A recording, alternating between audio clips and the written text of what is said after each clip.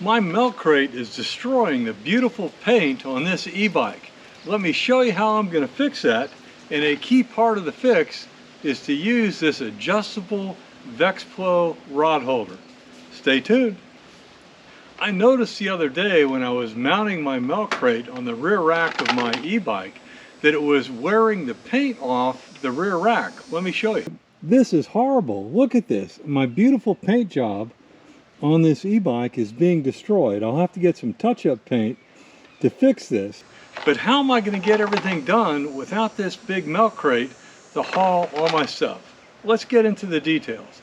The first part is how to deal with your fishing rods, and that's where the VexFlow rod holder comes in. Let me show you what it looks like and how to assemble it. The unit doesn't come with any instructions, but it's pretty easy to figure out. The first thing is that if the butt of your rod is going to stick through the bottom, and you don't want that, it comes with this part right here that will go in and attach with this small screw to keep it from exceeding down to the bottom. If you have a real long rod butt, you may want this because otherwise it may drag on the ground as you put it on your bike. This is the adapter, and it goes on and allows you to change this to whatever angle you need. Now, it fits together like this, and you have all of these wedges, washers, if you will, rubber washers, to basically adjust it to be a tight fit on whatever pull you're going to put it on. So, for example, with this one right here, a couple of these adapters, and I'm good to go. It would be on this piece of PVC. Now it comes with these two screws, and they go in here, and that's how you're going to go ahead and lock it together. Actually, if your pole is bigger than what would fit right here, you can just get a set of M6 screws that are longer, and they'll do the job as well. This small screw goes through the back, and you access it with a screwdriver. So you can see from that, I've got a lot of options on where I can mount this. Now, one thing you need to know, if you have very skinny rails on your rear rack, even with those adapters, it's not going to fit unless you add additional wadding to the front of that.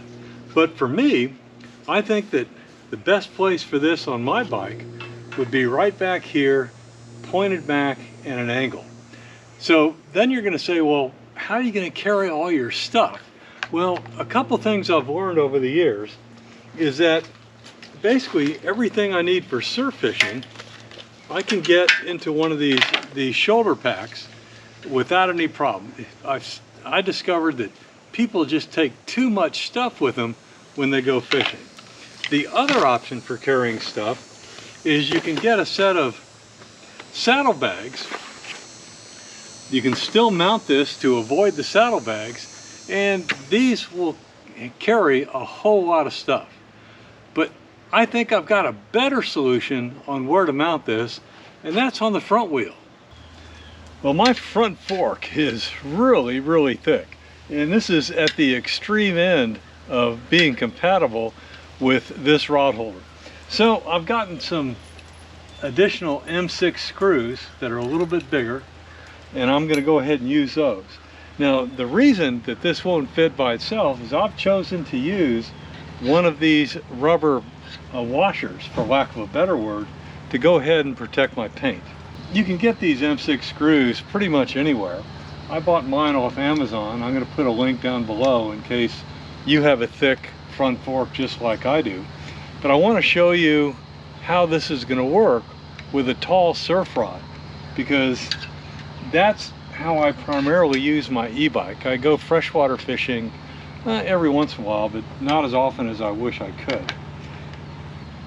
First, if you've got a regular size rod with a normal rod butt, it's going to go in here just fine, and it doesn't really matter how far it sticks out. Now, it does come with one of these nice bungees, and you can use that to stabilize the rod holder around your front handlebars. And that's not going to go anywhere.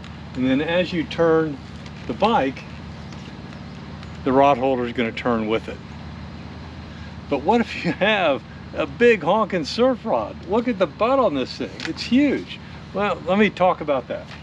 You can see that this rod butt hangs out quite a bit. So this is where you're going to want to use the brace at the bottom to keep the rod from going all the way through. So let me show you how that works. So I've put the connector through here, and now when I put this rod in, it's not going to go down below the level of the rod holder. And this is where this bungee is going to become critical, because this is going to allow us to stabilize this rod, so when we ride with it, it's going to be just fine. So whether you use this bottom piece or not is up to you. But I think this shows that even with a rod with a long butt, you can use this effectively. And you can fiddle with the angle to make sure it's perfect. So let's look at the rear mount. You can see I've got the saddlebags here to carry stuff. And with a traditional rod, you can see that there's not a problem mounting this without that bar down here at the bottom. That's going to ride just fine, and I could put another one of these on the other side if I wanted to take 2 rods, or actually 2 more on the front if I needed 4. But now here's the problem with the surf rod. Even with that bar in the bottom, it's going to come down to here, but see how that wobbles?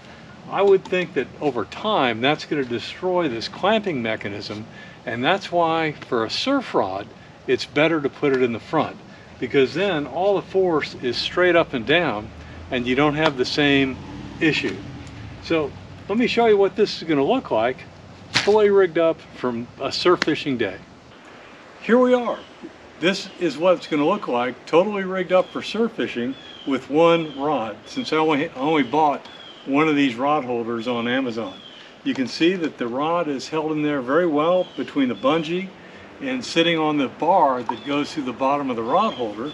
I've got all the stuff I usually take with me for surf fishing in this shoulder bag, but I could have other stuff back here in these saddle bags.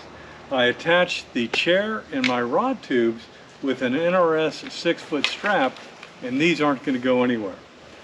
So there you go. If you've got a problem with your milk crate destroying the paint on your rear rack on your bike, here's a great option to solve that problem. These things are pretty inexpensive on Amazon, and I'll throw a link down below. Comments? Take care.